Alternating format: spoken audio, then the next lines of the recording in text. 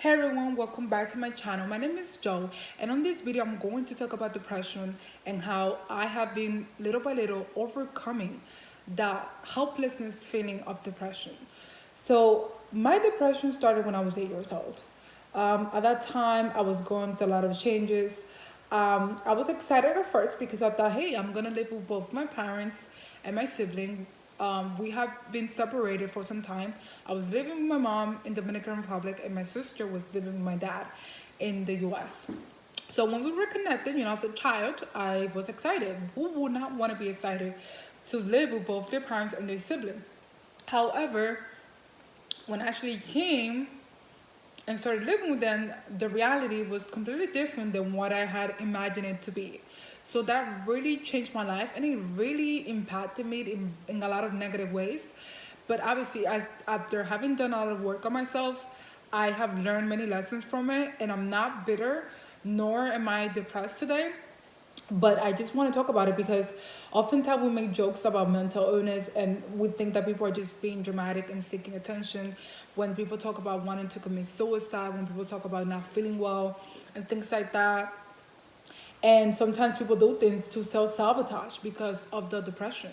So like I stated, have dealt with depression since I was 8. That's a very important point here. Why? Because at that age, I was dependent on my parents. I was a child. I couldn't go get a job. I couldn't go get an apartment. Either my parents support me or I would die. So I had no choice but to live with them. The thing is that as I was living with my parents, I have mentioned this in numerous videos, my parents did not give me any type of emotional support. I was not seen and I was not heard. I was basically just left to my own demise. There was no structure, there was no set of rules, there was no, at this time you had to go to sleep, at this time you had to do your homework, at this time you could possibly maybe do your dishes, at this time you have to learn how to make up your own bed. It was just, I don't even know how to explain it clearly because it was just, like I said, I was left to my own demise in some strange way. Obviously, my mother did cook for me. My parents did provide me food and shelter, but it was the equivalent of being raised in an orphanage. When children are raised in an orphanage, they receive food, clothing, and a shelter. However, most often time than not, these children are not receiving the emotional affection that they need. And there has been cases when babies have died because they were not held or touched. And if you don't believe me, you could search it up yourself. This is like a true story. I'm not making it up. And so oftentimes people do not understand how important it is to have someone, right, validate your whole existence. In my case, did never happen. So I ended up feeling a void. I ended up feeling very sad. I knew, and I have said in numerous videos, I knew not to go to my parents. And it's weird to me because when I lived in the Dominican Republic, I was able to cry. I didn't care. I used to cry if I wanted to cry. And I would ask my dad for things. However, when I came to live with them, that changed. I don't know what it was about them that changed in them, but perhaps they were really like that, and it just never came out until we were all together. And the dysfunction of living both of my parents together, and their own personal dysfunctions just basically came out. Because it was just really weird and really strange how I feel like I was betrayed because that's not who I thought my parents were. Like I had them on a pedestal. Obviously, as a child, you see your parents as gods. They're the highest, or your caretaker. It doesn't have to be your parent. Whoever's in charge of you. You see them as God because your life depends on it. And, they are the highest authority in your life. And, I had them on a huge pedestal. I used to adore my father. I also used to adore my mom. But then little by little, that turned into kind of like hate and, resentment. And, it turned into like heartbreak. Like I feel like they really betrayed me because I used to think like, why don't they just love me? Why don't they just love me? What have I done wrong? Because like I said, it's just they did not communicate that with me, but it was like a feeling that I felt don't go to them for anything. So I just learned to repress my feelings and my emotions. I learned to behave in ways to present myself as this perfect person. I also like adopted this kind of like cold persona that wasn't really me because I figured like if I cry, one time I cried when I was 9 because they all forgot my birthday and they laughed Instead of like, or saying, oh, we're sorry or whatever, they all thought it was in their best interest for them to laugh at me, and I was only 9 years old. So incidents like that really shaped me, and they told me, they told me, don't cry because they're gonna laugh. Don't cry because crying is weak. Don't cry because crying is bad. Okay? And those are not emotions that you should have. So again, in order to survive, I just developed this like tough persona that wasn't really me, because I feel like I don't want nobody messing around with me. But it was very contradictory, because to different people I been different things. Like around certain people saw me as being too nice and compassionate, so they thought I was weak, and they treated me in ways that were just very disgusting, very negative. They kind of picked on me. And then to other people, people saw me as, oh, she's very mean, she has this resting bitch face, let's not talk to her, things like that. And I just never felt really comfortable. I never felt like I could fit in anywhere, even in school. No matter how hard I tried, I just couldn't fit in. Even if I'd find quote unquote friends, I never felt really connected to them or whatever. I never felt like I could fully trust them with things.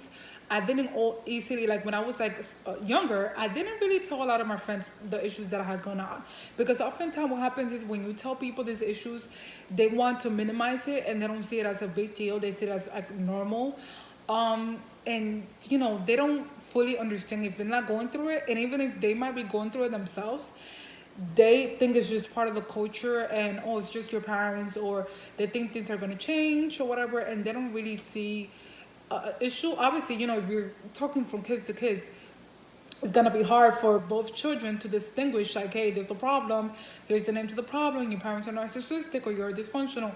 Obviously, we didn't have that knowledge, we didn't have that information easily accessible to us. And in school and things like that, they didn't really talk about it, and they don't really talk about it nowadays, even though there are more agencies that were established in order to protect children. Even to this day, there are kids that have been killed by their parents at home, even though we have agencies that's supposed to be protecting children. But that's a topic for another day. I must say that my parents never physically hit me, and I stated this numerous times, but it was just a lot of the neglect. It was just very conflicting information. So that made me feel extremely sad. I felt the sense of helplessness. I depend on my parents, so either, they're gonna, I need them. I need them to survive, period. I need them to survive. So obviously, the fact that I can't myself, as an 8-year-old child, 9, 10, 11, 12, 13, couldn't do anything to change my situation, I internalized that. I was just feeling just, it's like depression feels like you are in a dark room, right? And there's like a light switch, right? Let's pretend this room is completely dark, and there's like a light switch that you could just go on, turn it on, and then if you were to turn it on, I don't know, you would be happy. But the thing is that given that you're in so much darkness and you can't see, you will have to literally go around like you're blindfolded, just walk around life like this and just trying to see if you can find something. And you're looking for something, but you can't find that. You're looking for something to make you feel alive again, but you cannot find that no matter how hard you try. So when people want to tell you, oh, you could just get out of it, just run out of bed, do this. No, it's not easy, because it took me years for me to get to this point. I have seen therapists before when I was younger. I went to this therapist because I told the doctor that I was depressed, and I was then sent to a psychiatrist who wanted to offer me medication when I was a teenager. And I'm like, in the back of my mind, I'm like, no, I don't need a medication. I don't need a medication. I'm dying inside because I don't feel loved. I'm dying inside because I grew up in a household with parents that just were never there for me emotionally speaking, and that really affected me. I don't need a pill. And I don't agree with the psychiatry industry who's just so quick. How is giving me a pill going to resolve my emotional wounds from childhood? There's certain stages of development that are needed for every child in order to become a self-sufficient, emotionally well-adjusted adult. And if those developments, if those needs are not met, that's going to throw you off, and you're going to deal with some issues and problems, whether it's, emotionally, whether it's behavioral wise. So you giving me a pill, what is that gonna do? You're not fixing the pain that I feel here. You're not. You're just gonna numb me. I don't need to be numb. I've already felt numb. That's another thing with depression. You feel extremely numb. Okay, you don't feel, at some point you don't even feel sadness anymore. You don't feel anger. You just feel like whatever. I'm just, like I said, this is a dark room. This is what depression is, a dark room, and you're just going through life trying to find a way. But at some point you just don't even care. You neglect your appearance. You neglect your hygiene. You neglect your work if you work, your schooling, because I mean you have other things that's going on in the background. You're not gonna worry about having a 90 in your math class when you feel dead inside. You're not gonna worry about that. And it's just really hard to even explain depression because it's just so hard to put it in words. It's more so like a state of being. It's more so like you're just in another dimension. You're not in this world. You don't see life in the world. You could see flowers, but you see them black instead of like being red roses. It's just really, really weird.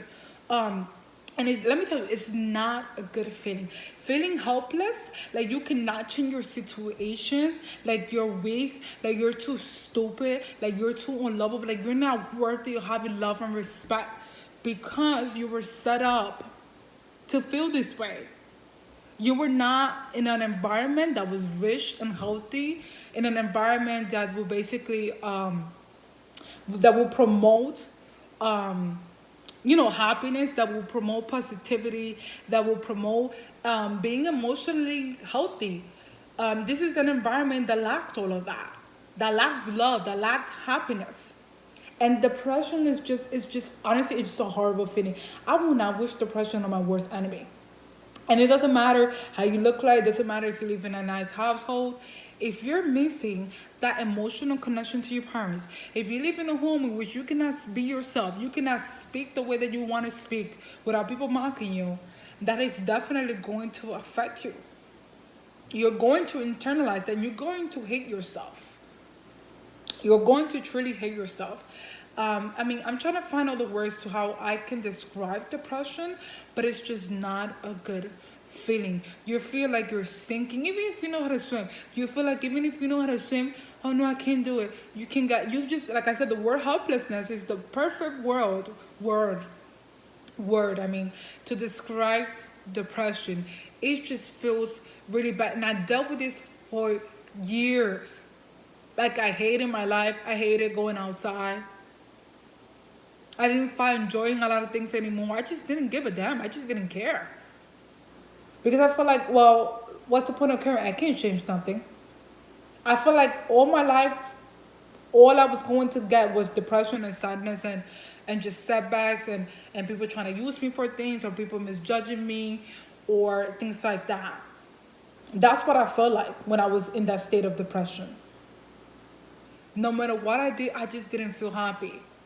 Like, even if I was to say go to a resort or just go on a nice vacation, even none of that made me feel happy at that time. None of it.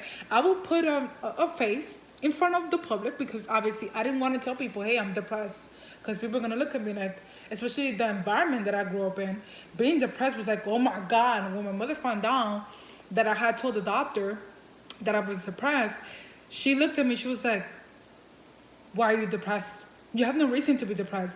She was just basically saying you have food, you have clothing, you have shelter, which is what kids that grew up in an orphanage get to have. Those are the only things these kids get to have. They don't get any emotional support. And if they do, that's very rarely. Because how many crazy stories do you hear from kids that came from those institutions? And even foster care sometimes. Very few good foster parents. Very few. You have to be a very loving, kind, gentle person to just be loving to those kids, because most people use those kids to just get money and they don't even care for them. But if you're a good foster parent, kudos to you and thank you so much for, caring for these kids that they really need it. We don't need more kids to grow up out of household in which they come already from dysfunction and you put them in another household to be put up with the same crap.